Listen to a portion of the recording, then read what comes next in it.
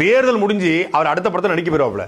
சத்தியமா சொல்றேன், நடிப்பாரு. யாரும் ரொம்ப ஃபீல் பண்ணி அவருக்கு சென்டா பார்ட்டி, இது வந்து last selfie, last speech, last audio கவலைப்படாதீங்க. உங்களுடைய ரசிகர்களுடைய அந்த குட்டி குஞ்சான்ஸோடைய அந்த தோலா தோலிஸ் நண்பா நண்பீஸ் எல்லாருடைய கோரிக்கையை நிறைவேற்ற அவர் வருவாப்ல. ஒரு சரியான முடிவு அந்த ஆள் எடுக்கணும்னா மறுபடியும் பேசாமல் இந்த 200 கோடி கொடுக்குறாங்கிறாங்களே, பேசாமல் நீ படம் நடிக்க போயிட்டே இருக்கு. 2026க்கு முன்னாடி அவருடைய கடைசி, 2026 தேர்தலுக்கு முன்னாடி அவருடைய கடைசி படம், அவருடைய வாழ்நாள கடைசி படம் நான் நினைக்கல.